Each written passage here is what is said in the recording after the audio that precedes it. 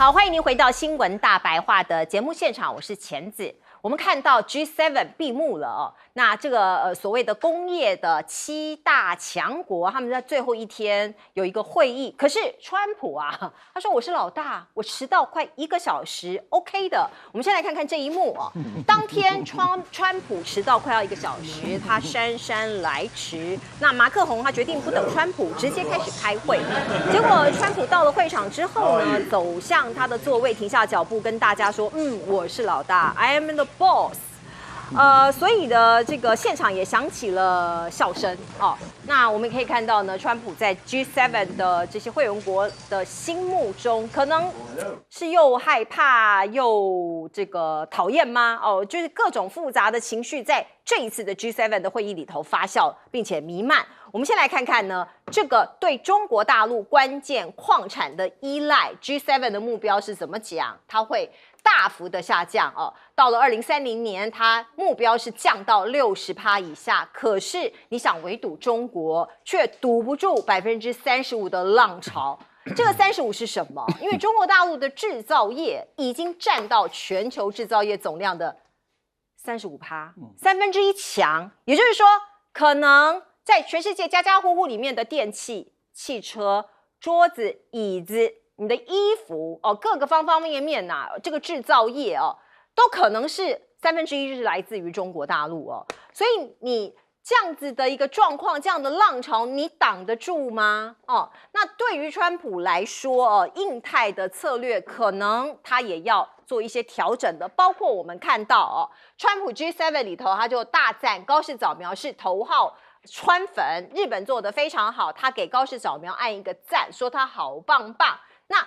日本是要依靠美国没有 B 计划吗？完完全全把所有的鸡蛋都放在同一个篮子，看起来是的哦。即使我们看到呢，现在呢，日本有在做自己的风险的一个转移，它提升本国的武器生产能力，可是，在其他的部分，它也找不到比美国更好的选择替代品哦，所以还是所有的鸡蛋都放在美国这个篮子里头。那乔治华盛顿号航空母舰现在这个打击群已经抵达了关岛进行春季的巡逻，第一次的港口访问哦。那跟日本的海上自卫队紧密协作，随时响应国家的任何召唤。所以日本跟美国至少在高市早苗的任内看起来都会非常的紧密。美国驻关岛的全球之鹰移防到横田基地，也是要支援东北亚的一些情搜还有一些监察还有侦搜哦。那我们也可以看到呢，包括中国海军最近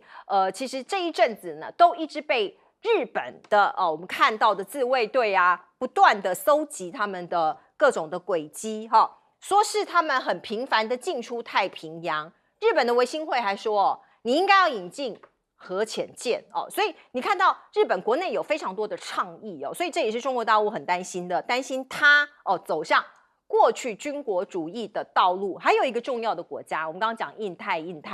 度这个国家，川普到底是怎么想的呢？川普现在又在称赞莫迪了，他说：“你长得很帅，在 G7， 然后看起来很帅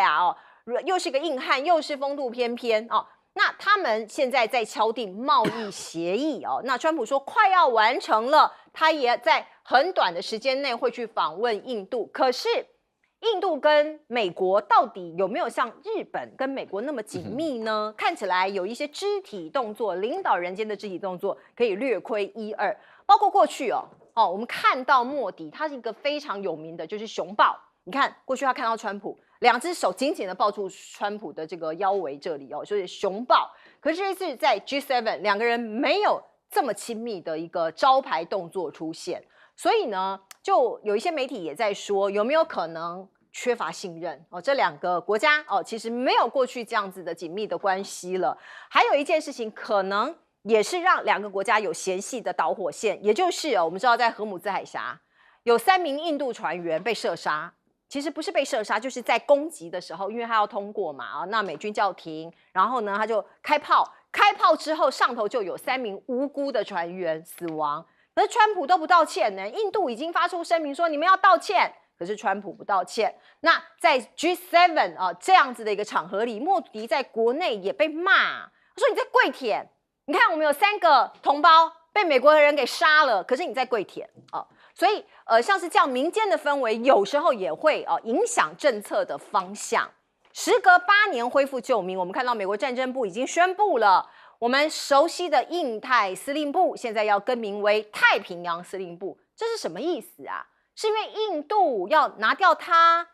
要转向太平洋战略吗？还是说印度的重要性真的已经在下降了，在川普的眼中那你也可以看到像这样子的评论都出来了，美印关系正在走向终点，这是真的吗？来请教赖老师。我们看 G7 确实美国是 G7 这个组织的老大了，这是讲实在话虽然表面上他们主张说7个国家都应该平起平坐，可是就川普的眼中来讲，没这回事应该是要有区别。也就是说，我跟我相同能力对等的大国，像中国，我就一定是谦恭有礼；但是比我小的，我就要居高临下。我想这个是川普的处世哲学嘛，所以他怎么可能说让这个比他小那么多？因为 G7 的6个国家。整个 GDP 加起来的总和不到1个美国，每个国家都这么小一点点。例如说，日本德国啦，也不过就是4点多这个我们讲4万亿美元啦，4兆多美元，美国就20几兆美元了。所以他在他的眼中，这些都是小国，不是一个什么大国。更何况你们现在在讨论的是经济议题，你们讨论经济议题没有我美国，你们这个讨论根本毫无意义。而且，如果你们要讨论到有关于关税的自由化的问题，那这个跟我美国来说的话，刚好是相反的那这些他都没兴趣，所以他故意是迟到1个小时。那故意迟到以后进来，那他们会议就只好中断。中断以后，他就直接说我是老大，大家也只能苦笑他确实是老大所以我们看到最后也没什么决议，因为这次大家早就可以判断说不会有联合公报。那有联合声明都已经让很多人很惊讶了。不过这个联合声明，坦白说，也里面有很多是自相矛盾，也没有什么意义的事情。好，可是我觉得在整个活动里面我们看到中国整个 G7， 我们昨天就有讲了，他们一个担心就是担心川普不开心，一个就是绕不开中国。果然，您看到他们再怎么开会，就是绕不开中国。现在稀土这个问题，我觉得这些国家在天花乱坠，在搞一个人类间世纪最大的诈骗集团，没有诈骗集团，他们要用人民的纳税钱去资助一些根本不可能成功，可是政客一定会去插股的这一些一定倒闭而且做不起来的稀土矿的公司。原因很简单嘛，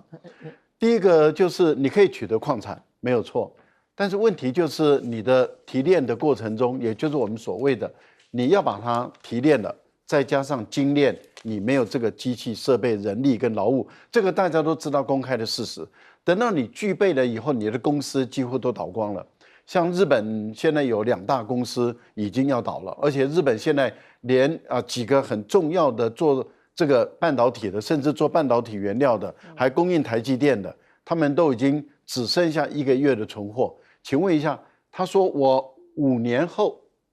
要摆脱对于中国的依赖，只剩下50%，5年后还要依赖中国50%，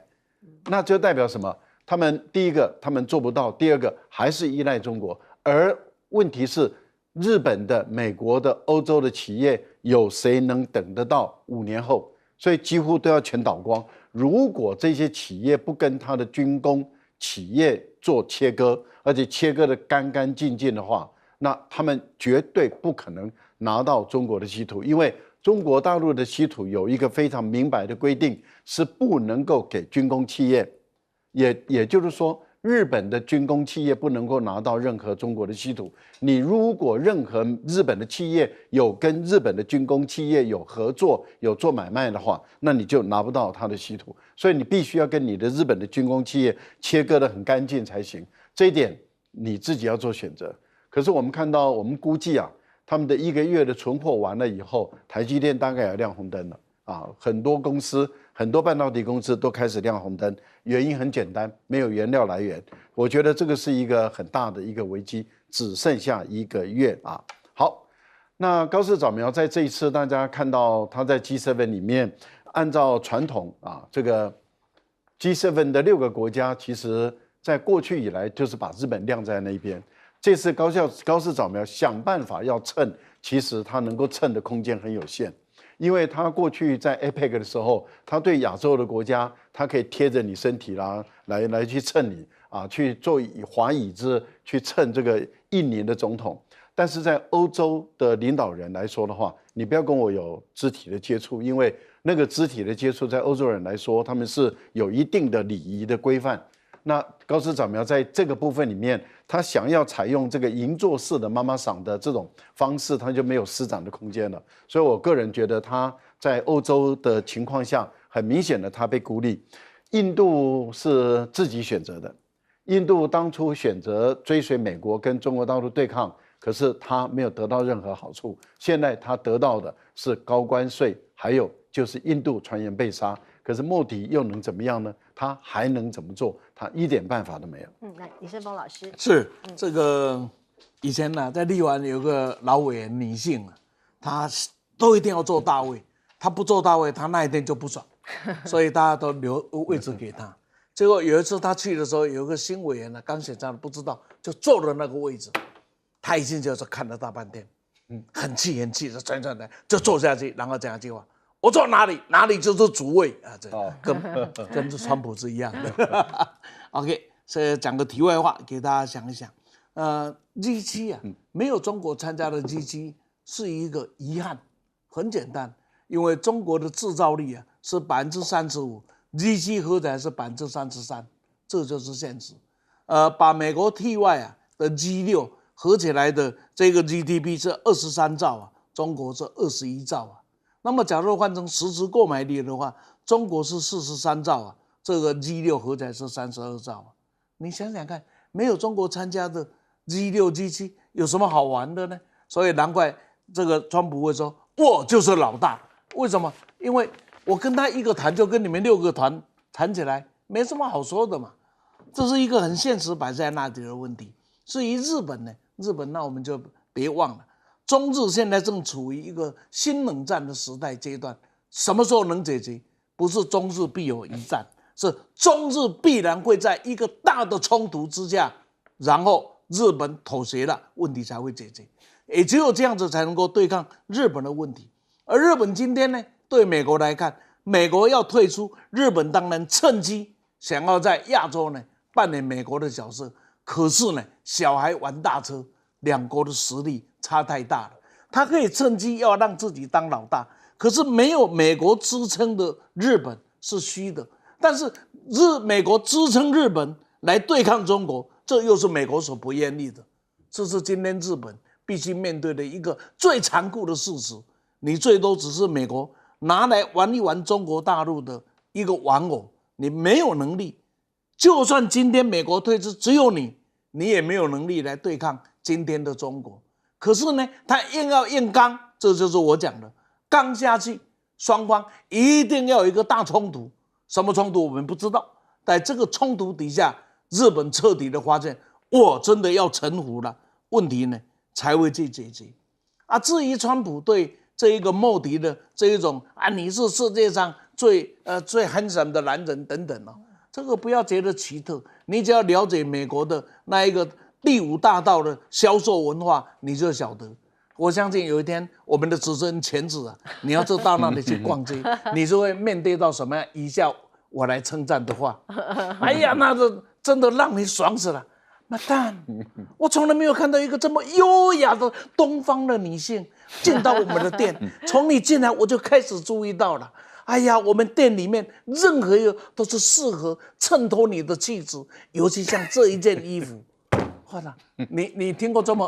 这个就是西方人捧人的方法，捧到你忙酥酥的所以呢，然后就掏钱。对，买单。这就是今天莫迪所碰到的川普我可以只能这样讲。最后呢，印太策略这个东西印太又回去成为太平洋，名不正则言不顺为什么印太只剩下太平洋？那就是印度、美国发现他已经掌握了，没有什么意义，因为掌握了印度，在整个的印太里影响不了中国了。是，来，老师，聂老师。OK， 这个 G7 很有趣。这个会议中，刚刚那个川普走进来说，我是老大，所以我迟到应该的，大家都笑了。其实我们也马上都笑了哈，这个真的很好笑。我先讲一下，我从小就听有人讲说，迟到重要的人物都是会迟到的。哇，这个川普真的很会用这一招。但重点是呢，我也听过另外一个人家说，英雄是很多人把你捧出来的，而枭雄是你把大家压下去的。那就像刚刚这个我们前面讲的非常清楚，这些人到底是怕你，还是真的尊敬你？讲不好听点，大家就是真的是怕你，真的是霸主。刚刚前面也讲了，美国当然现在还是全世界霸权之主嘛。我插一句好，狗熊是自体号称就来的。对，好，那狗熊，好，我就把它称叫枭雄。但是你不管是狗熊、枭雄，请问一下，另外的 G6这些国家会喜欢你吗？表面笑笑，而且当你进来说我是老大的时候，大家笑，那个笑也是讽刺的笑，应该非常清楚。好，那我就不讲这一块了。不过还是要简单科普一下，什么叫做 G7？ 其实啊，这个我稍微有研究。大家知道啊，当这二战之后呢，实际上在二战有2种国家，一种同盟国、轴心国。各位去分析一下，它有4个这个我们讲同盟国，3个轴心国，而且是同轴哦。大家去看一下，而同盟国呢是可以有核弹的，也就是刚开始是G5而已啦。Group 5， 也就是找那个全球啊，工业国最能够影响世界5个国家，美日英德法。大家去想，美国同盟嘛，然后日，然后英，然后德，然后日德，然后就是轴心国。重点为什么会发生？就是1973年发生的跟现在有点类似的荷姆斯海峡的石油危机。2年之后呢，就是英国、法国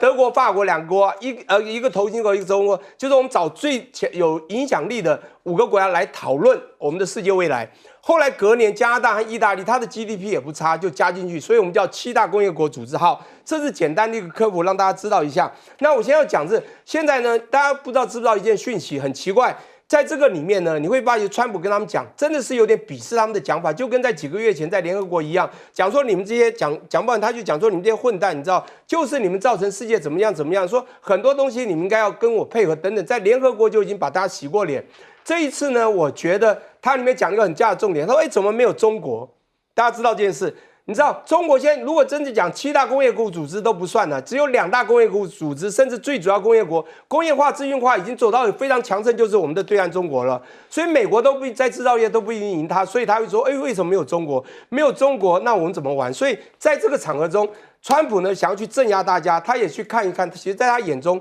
并看不起其他的国家，所以你会发现他对国家的态度是不一样。这6个国家他并不会，比如他跟那个大家如果去看他跟那个马克龙照相也是不太屑的哈，有这种相片。可是你知道他去了中国的时候，会一直用一个字叫 GREAT，Great Country，Great Leader 来形容我们的对岸，你就知道这个人心中在想什么，在看什么，他是看高不看低。好，不过我们来看看今天国际间的头条新闻，也就是美国跟伊朗已经签订了初步的和平协议。这一段影片也曝光了，我们请导播让我们看看，这是川普他在凡尔赛宫在这个地方呢，在签署这一份所谓的和平的一个框架。那旁边的是马克宏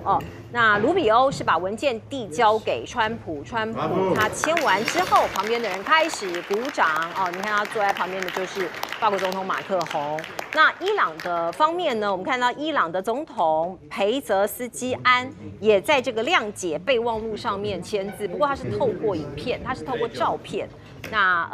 的方式你可以看到我们的照片，他透过照片的方式，并且秀出了他的签名表示两边都已经对这个谅解备忘录是同意的，可是必须要讲后面才是大工程，因为里面的细节非常的复杂，这个是后话。我们来看川普说美伊川普谅解备忘录不是定案。德黑兰如果不听话，我就投下炸弹。他干嘛又放狠话呢？我们来听听看。Is the text of the agreement now final, or are you still? No, it's not final. It's a memorandum of understanding, and if I don't like it, we'll go back to shooting at them, dropping bombs on their head. 除了对伊朗放狠话，另外他还对一个国家说了感谢的话。我们来看看。I want to thank China. President Xi, I was with him. He stayed neutral, totally neutral, and I appreciate it. And I want to thank Vladimir Putin. He was very neutral. They could have made it much more difficult for us. 哇，他真的很赞美习近平哎，你看他对 G7 其他的国家不太屑，可是对于习近平，他说很棒，他完全中立啊，你看他可以阻止的，他可以在里面从中作梗，可是他没有完全中立哦，所以我们看到中国担当了只干戈这样子的角色哦，那当然。不要打仗，对平民来说是最棒的，不会有伤亡，不会有这个房屋啊各种财产的损失。那伊朗哦，这个现在呢，可能要从重建这个角度来看，可是重建基金怎么来呢？川普说我们不会出钱哦，我不会向伊朗提供资金哦，可是有一些冻结的资产，可能有可能啦，有可能要 relief。就是把它给这个 release 出来哦，要说钱不是我们的啊，所以他就是有一点在铺垫这个气氛。那个钱本来就伊朗人的啊，所以有可能啦，这个伊朗的海外冻结资产有可能到时候会被解冻。有一个国家握最大笔，上看1.6兆，讲的就是中国大陆，因为中国大陆长期买伊朗的油所以外界估计啊，资产落在200亿到500亿美元之间大概是一个天文数字，将近1.6兆这样子大的钱。那这个美伊达成了中战协议，川普说我是希望避免经济灾难。所以我赶快出手，让他们不要再打了。那对于美国国内的通膨的情况，我们看到新的联准会的主席华许他也没降息耶。大家还记得旧的这个联准会主席鲍尔吗？他每次不降息啊，川普就把他骂得狗血淋头。可是对于华许，他轻轻放下，他说没关系啦，随便啦，没降息也没关系啦美金近期走跌为什么一直不断的下跌？我们看看这个分析，大概意思就是说，2026年就是现在的上半年这个美联储的主席有更换嘛所以货币的政策基调可能生变。川普政府的关税政策引发贸易摩擦升级的担忧，美国的财政状况恶化，削弱了美元的信用，所以美国不断的走贬那川普多次施压美联储降息，可是因为他们都没降所以也引发市场对于央行独立性的担忧，担心川普在后面操控啊，所以市场会担心。来，确实，川普讲的没错，这是 MOU 而已谅解备忘录，还不是最终的这个协议，所以这中间还有可能有变化，也说不一定。但是问题就在于双方都愿意签下 MOU 谅解备忘录，也都同意就止战了，这个全世界都欢迎，除了以色列以外，除了内塔尼亚胡以外其他的所有的国家都欢迎，这原因道理都很简单。第一个，大家真的都不愿意再打仗，也都厌恶再继续打下去。第二个呢，就是都希望伊朗赶快开通赫尔木兹海峡，让这些船能够出去。那当然对伊朗来说的话，那我冻结的钱要先到位当然不会是240亿美元全部都到位，但是很有可能就会按批的开始到位了例如说已经有传出阿联酋可能先还给伊朗30亿美元。那另外美国这边也传出来说，伊朗的油已经可以开始卖了，那也就是不会再被制裁。换言之，也就是说，你买伊朗的油的话，不会被美国的银行，就是美国的金融机构、财政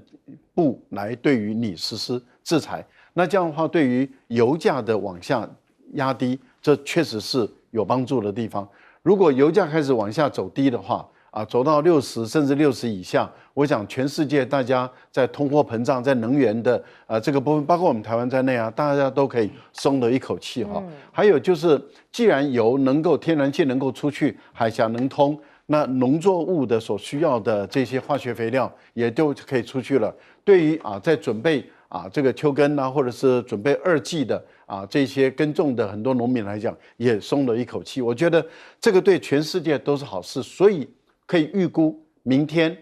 在瑞士的这个线下的签约应该是会如期举行。但是问题是，签完 MOU 之后，一直到最终的协议这个部分里面，当然我们要留意有没有变数，有没有会产生变化。如果都没有产生变化，我想这个世界大部分就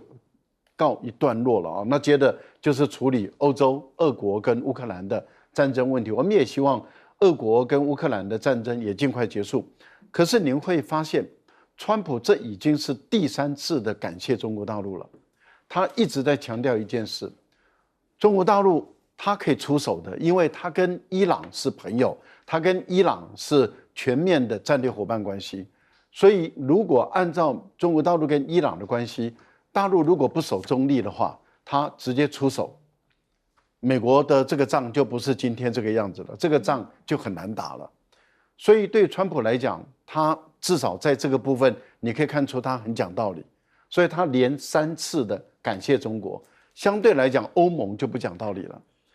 俄乌的战争中，中国大陆也是守中立，中国大陆没有提供俄罗斯武器弹药，而欧盟却要一直制裁中国的企业。你可以看到，川普讲道理，而欧盟的冯德莱恩等他们却完全不讲道理。那当然，我们可以理解到说，哦，原来现在这个世界，欧洲为什么在全世界被人家唾弃？那就是因为他们双重标准，他们不讲道理。美国都还讲道理，连欧盟竟然是无理取闹到极点啊！这是一个我们所看到的情况。另外一个就是伊朗，伊朗的外交部部长在第一时间，也就是昨天，立刻打电话给中国的外交部部长，给大陆的外交部部长王毅，跟王毅来报告他们的进度。这代表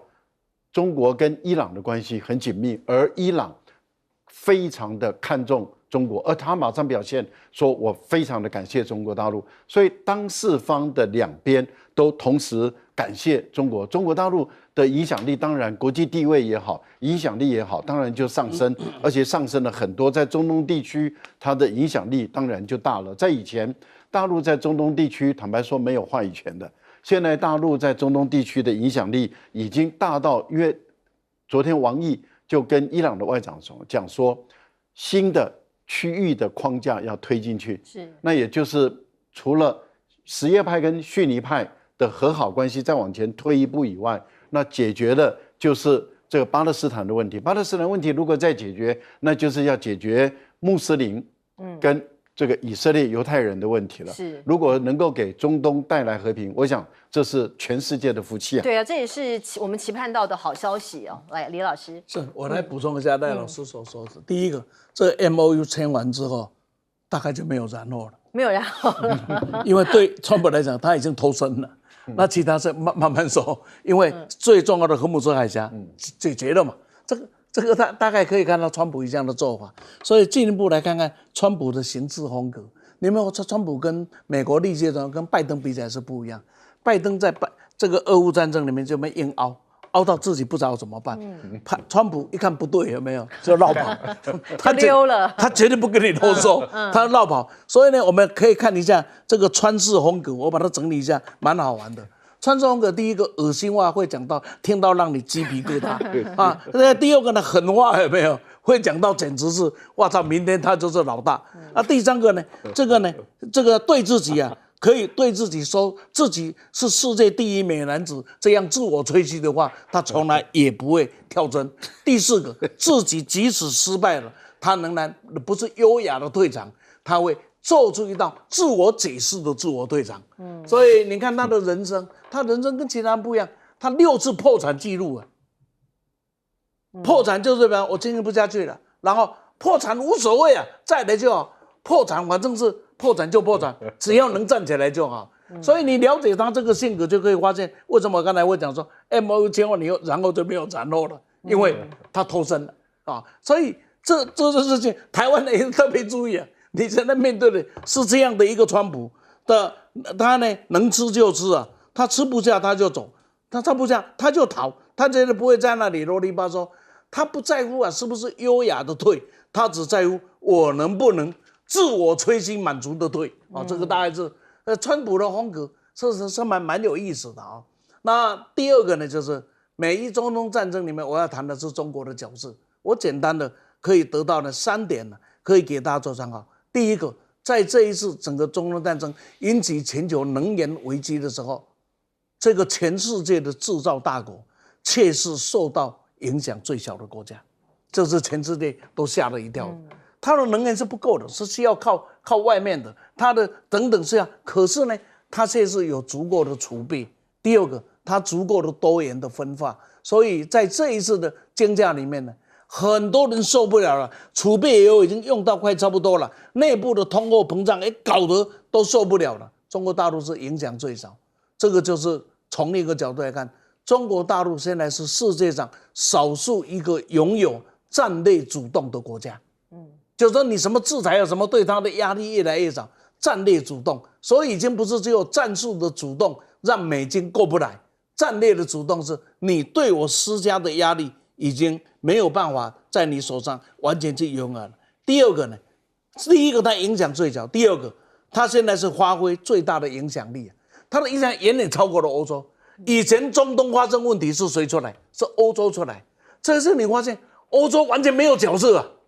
这是欧洲没有角色。那么第三个呢，你会发现了一个是中国以后从此会在中东地区扮演一个蛮重要的顶梁柱的角色，因为王爷们已经被美国吓坏了，说我花了这么多钱买了这么多东西，你又有了驻军，结果发生问题的时候啊，哇，我没有办法，我逃避不了啊！最后你去跟伊朗谈，怎么谈我们也都不知道啊，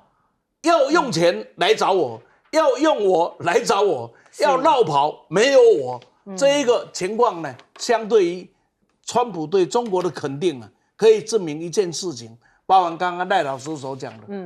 中东跟中国会建立一个新的框架，而这个框架不是中国与中东，而是中国在中东要发挥怎么样的正面的角色，这个都是一个世界未来一个蛮大的一个变局。接下来问一下老师哦，美伊达成中战协议，川普说希望避免经济的灾难，这是正确的吗？当然，从人员的角度，荷姆斯海峡被封锁，当然就是人员的灾难之一环嘛。那这也的确冲击到了美国的经济，那它的通膨也因此有增加，也有很多的这个美国的民众对这件事非常反感。当然，他会这么急着要签，其实他谈的这个和他谈了3几次，不是吗？这次他说，刚刚那个申峰讲说，这次 MOU 签了就脱身了，我不觉得有脱身啊。不管他是 MOU 或者 Framework 这框架，他脱身了。你宁可相信世界有鬼，也不要相信川普的嘴，这不是大家讲的吗？这非常清楚啊。我跟你讲，这次因为很清楚，我看这两边在谈哦，谈那么多次谈不拢，就是两边要的是极端不同。最后是川普一直让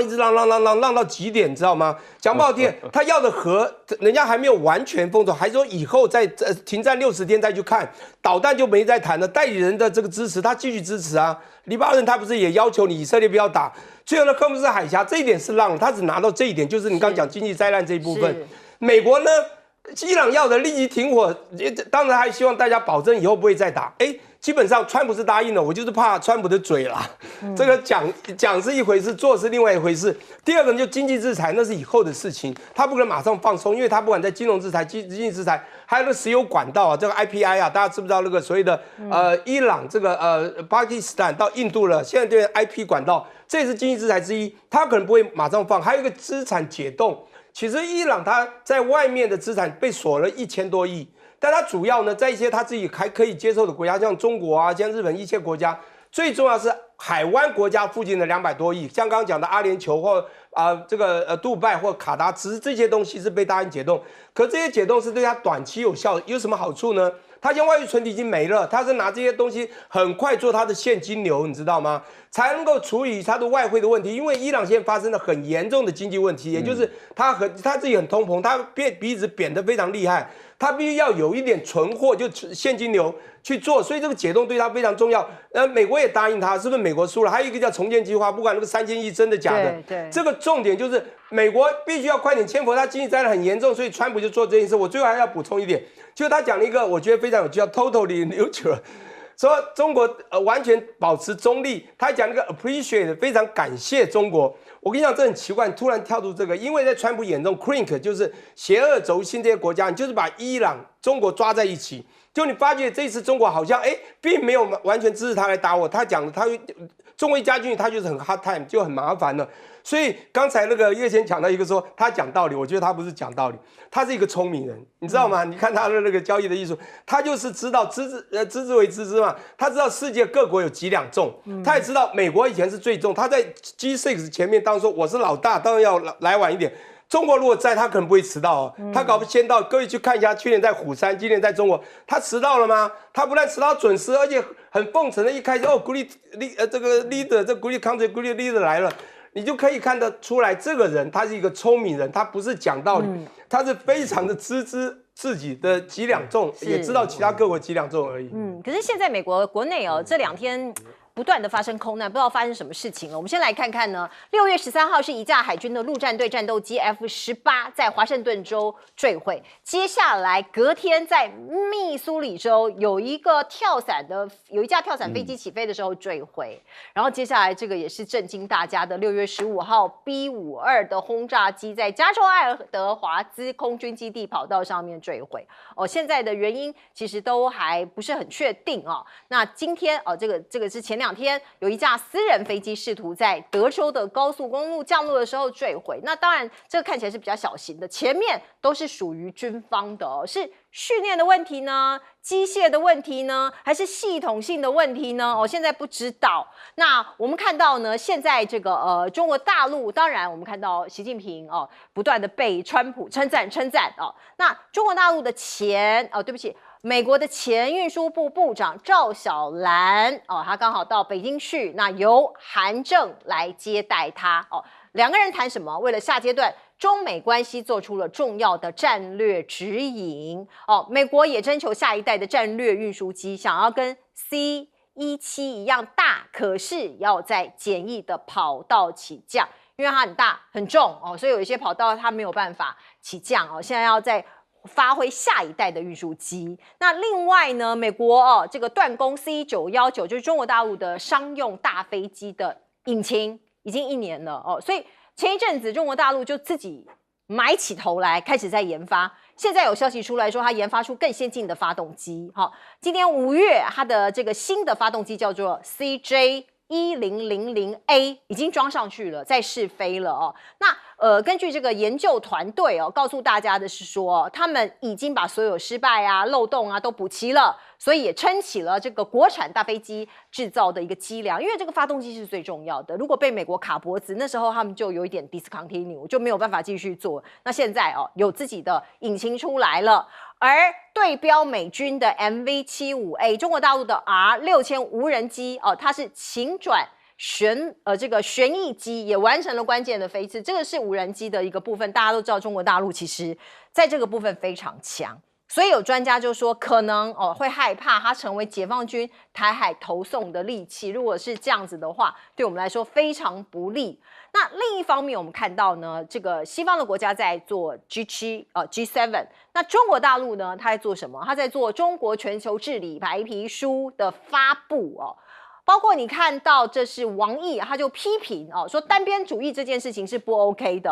那个别的国家推行本国优先与长臂管辖，严重的冲击了国际法治跟全球供应链的稳定，讲的就是美国呀美国就在做本国优先嘛。川普一天到晚都说让美国再次伟大，美国优先。中国大陆的外交部副部长苗德宇他说，对于全球治理南北失衡的问题，这跟台湾也很像，台湾也是南北失衡嘛，南部的发展各方面都比较不好。那全球南方国家大家也要重视它，所以才会有一个长期存在历史不公理要被纠正那这些南方国家，它也不应该活在像这样子的一个不平衡的一个这样子的实力差距的生活底下。另外，这个新闻大家可以看到，中国跟缅甸的联合声明，要继续发挥中缅油气通道这个管道的作用要做一个电力，因为电力是现在大家最重视的一个部分。我们都知道，每一次一旦有发生空难或者空中事件的时候，常常都会连续性对。现在又在美国发生，其实这个都不是一件好消息昨天我们已经大概的粗略的知道了这次美国的这个 B-52战略轰炸机之所以坠落，而且是加速度的，它不是重力加速度，它是10倍左右往下冲。目前来讲已经初步知道说，因为他们要换发新的引擎，那这个新的引擎在测试的过程中，上面坐有3个是顶级的这些发动机的专家，结果还是发生这样的一个意外。那当然这个很不幸，目前来说这个意外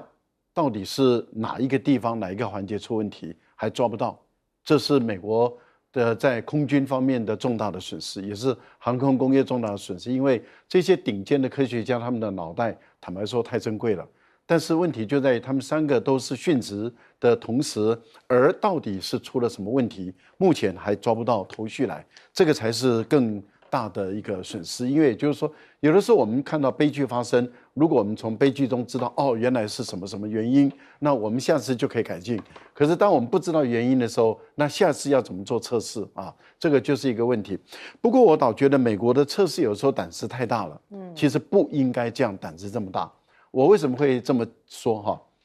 因为我们都知道 B-52战略轰炸机它有8具引擎，每2具摆在一起，所以每个翅膀都是各4具，但是每2具挂在一起，每2具挂在一起。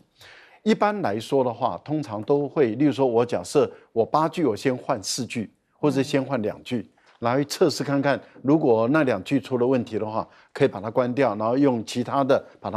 它飞回来。那这样的话比较安全。过去大陆在测试这个歼20，它是双引擎的啊。那测试一个是采用俄罗斯的这个引擎发动机，另外一个中国大陆要开始用自己的涡伞了啊，2个发动机。可是大陆不会说哦，我就拿我的2具涡伞就整个都装上去来测，没有，它是1具俄罗斯的，1具中国的，就这样子不断的测到很稳定以后，然后才把俄罗斯的换掉。换上2具都是中国的，所以这个时候新闻就可以公布了，也就是就是测试完成，完全自主知识产权的涡伞发动机。那这个我们就看到哦，原来歼20就这样子开始量产，然后你看现在中国大陆的主力战机就是歼20，那美国他们这次真的是胆子，他如果是同时换掉8具，那这个测试的胆子真的太大了。我觉得他们应该要从中国大陆的这个按部就班来去学习一步一步都要踏稳是比较好。那您提到的 C919，我们都知道现在欧洲的这些这个航太的这些专家都在中国大陆，因为他们现在正在做考评 C919能不能拿到欧洲的适航证。为什么？全世界只有2个国家是在飞机方面最强大的，一个美国，一个欧洲。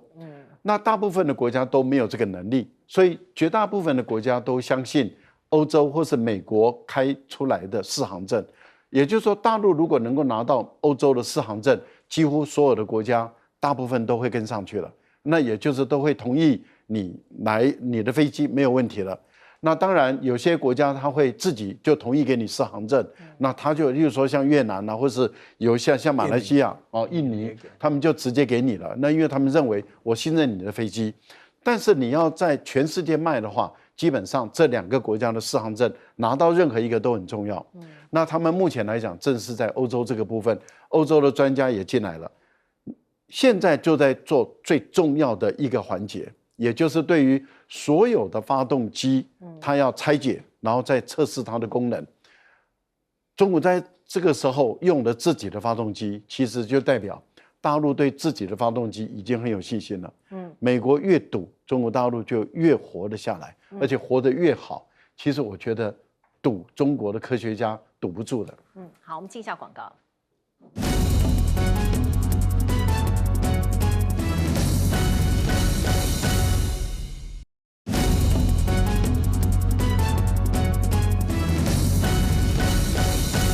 好，我们接下来时间交给李胜峰委员。首先呢，有一个信息跟大家讲，是说这个时候为什么是韩正这一代赵小兰，而且蛮高规格的这一代，这里面就要看一些蛛丝马迹就要讲，因为当川普跟习近平这边做了一个会谈，就是一个很重要的决议之后呢，对于共和党的建制派这跟川普翻脸的建制派呢，也想借机，中国大陆也想借机拉拢建制派，也想让建制派了解跟川普之间的决议是什么，这稳固整个的美国政坛是有很大的功劳。而赵小兰呢是建制派，因为他先生是麦康纳，他跟川普是不愉快的，因为国会山事件的第2天他就辞职了。这些川普来讲骂他，川普骂他们骂得很难听还有什么扣罩这个很难听OK。那另外是韩正的角色呢，虽然他是常委退下来，但是是国家副主席，是位高钱不重，但是蛮重要的一个角色，就是对外代表习近平。所以你看英国皇帝的就任，川普的就任，谁去的？就是韩正去的。川普到这一个中国大陆来，谁接机的？韩正接机的。所以韩正呢去接见的这个赵小兰，以及呢对于的整个共和党的二轨啊，建制派的二轨的一个建立呢，才有它很特别的意义在啊。那第二个呢，就是南方这个中国大陆南方政策，你们可以看G7发表声明恐吓中国大陆，威胁中国大陆啊。那呢，南方这些发展中国家紧紧拥抱住中国大陆，希望找到一个新的机会。不要说什么这是一个互利双赢，就以现在中国大陆跟缅甸的这个滇缅通道来看呢，滇缅通道从云南的瑞里开始，然后车子一直进到了曼德勒，从曼德勒再分叉下的像 Y 字形一样。一个到它的首都仰光，一个到了皎漂港。皎漂港是一个非常好的深水港。这个皎漂港在中国大陆建造之后啊，那么可以讲就摆脱了马六甲海峡的困境。也就是说，当大陆当时推出"一带一路"的时候，看衰的比看好的多，而且认为那是一个口号。经过10几年的经营下来，中国大陆已经透过"一带一路"的部件呢，把陆前国家可以发挥的影响力千遍的建立出来。这是300年来海前为主的世界里，又加上了欧亚大陆的陆前为主的一个世代的一个格局呢，终于在中国大陆的努力下，透过"一带一路"实现了。好，我们进一下广告。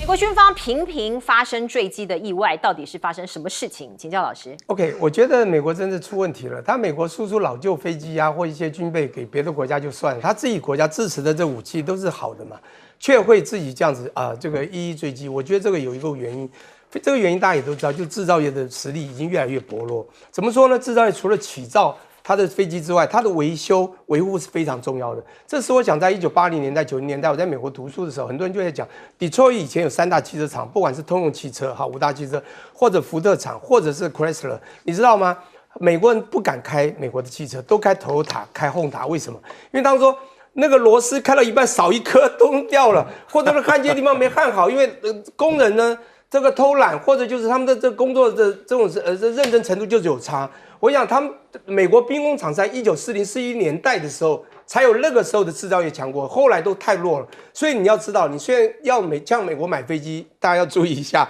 好了，那我现在要讲另外一个叫关于中美这个我们讲全球治理这个白皮书的问题。大家回想一下，2018年3月20号丢出了中美贸易战。半年后，也就大概在这个月份，大概7、8月份，中国丢出了一个关于中美贸易战的白皮书。那时候呢，他感觉受到委屈，他告诉全球，又是西方世界说要认清事实，说这是美国挑起的，中国受到委屈了。这一次不一样哦，全球治理白皮书，关于全球治理，他特别严厉批评哦，这几个是非常的剑指，就是美国。那为什么他有底气了？他说单边主义、霸权主义、保护主义，这都不可行，而且这个所谓的本国优先、长臂管辖，这都是out of date， 这显然这个国家已经底气到一定，所以他严厉批评。那当然，他们的外交部副部长